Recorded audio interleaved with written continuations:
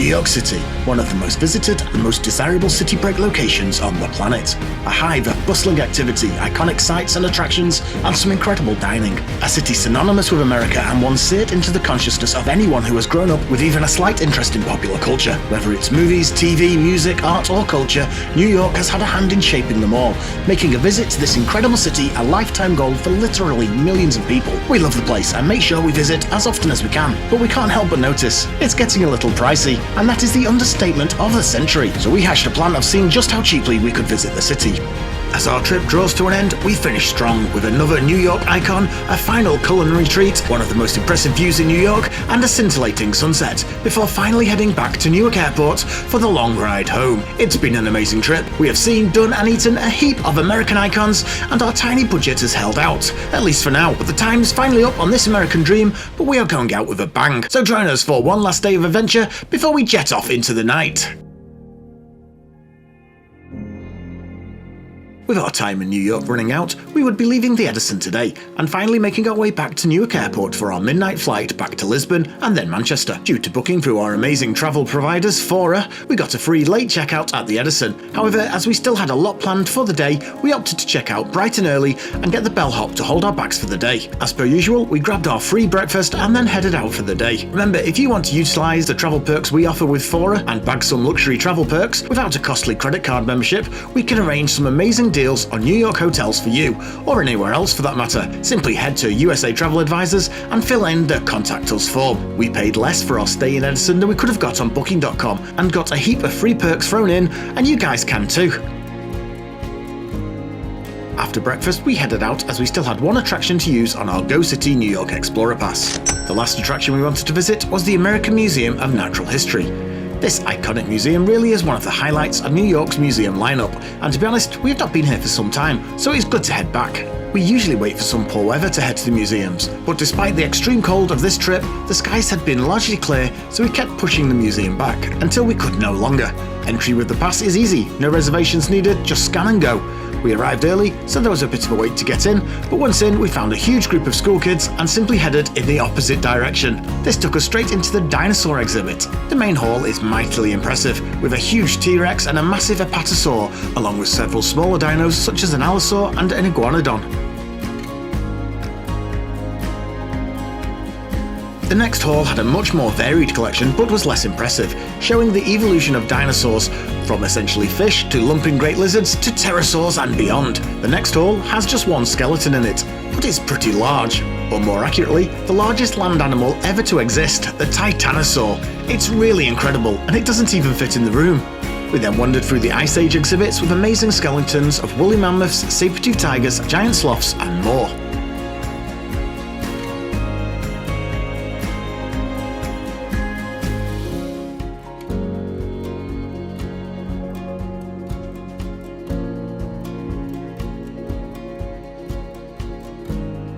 After a good while dinosaur spotting, we reached the halls of biodiversity, which offer a snapshot of the huge variety of animals that exist today, before heading into the Ocean Hall.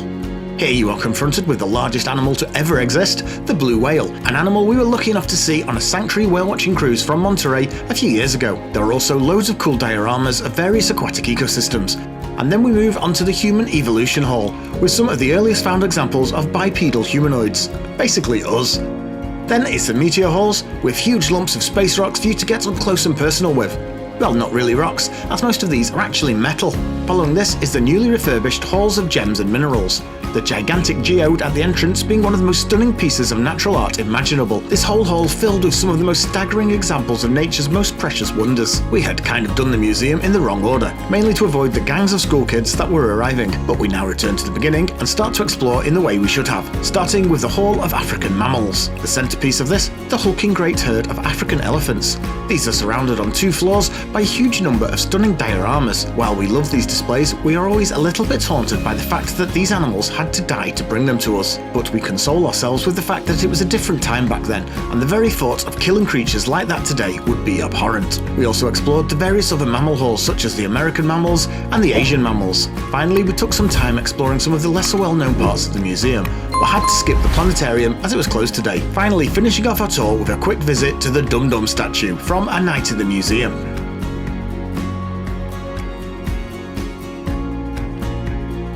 after all this museuming, we headed out into the brisk cold air of this harsh New York cold snap. However, the climate was noticeably more pleasant. The harshest of the cold had seemed to have passed, and the warm sun was bringing things back up above freezing. The perfect time to take one last stroll through the park in the snow. It was noticeably less wintry than our previous visit, but there was still plenty of the white stuff on the ground. We headed into the ramble, trying our best not to get lost and to not fall over, and worked our way over to Bow Bridge and the Bethesda Terrace, then back down the mall, past the ice rink and the Home Alone Bridge and up onto 59th Street.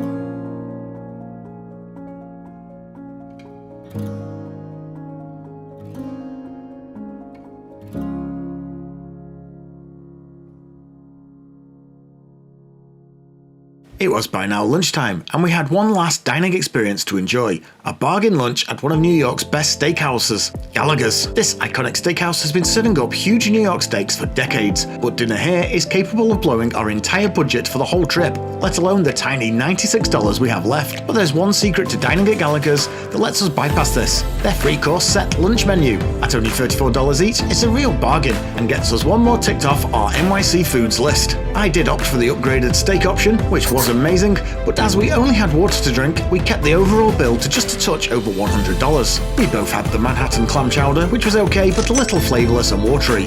Both steaks were incredible, with the fillet being insanely tender, and the cheesecake and key lime pies were both amazing. Overall, a fantastic meal and a great final treat in New York. But we were not done, and still had one of our favourite activities in the city still to come, as it was time to get out of Manhattan and head over the bridge to Brooklyn.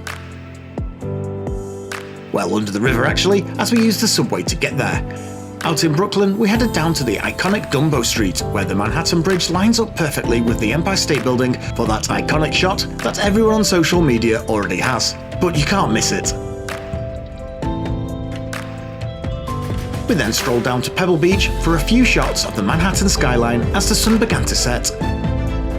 We walked along the waterfront and out onto the Pier 1 section of Brooklyn Bridge Park. This is one of the most stunning locations in New York and offers mind-blowing views of the skyline and Brooklyn Bridge. We set up here for a few photos as we watched the sun go down and the sky light up. Sunsets can be a little hit or miss in New York. Some evenings it just goes dark with very little fanfare. Others, there is some nice colour as the final rays of the sunlight peek through, and then, every now and then, someone seems to set fire to the sky. This was one of those evenings and allowed us to get some seriously stunning images and a really stunning send-off for our time in New York.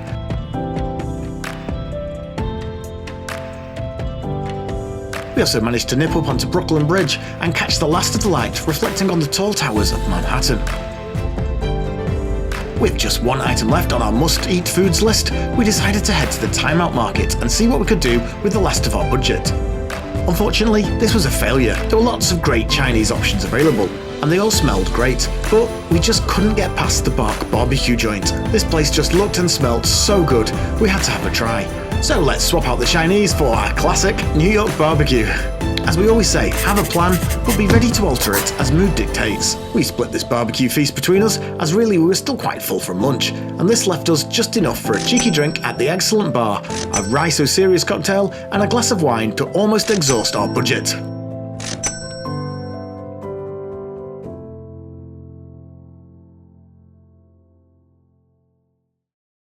And that really was it this time. It was back onto the subway to the hotel to pick up our stuff, and then over to Penn Station to catch the New Jersey Transit back to Newark Airport.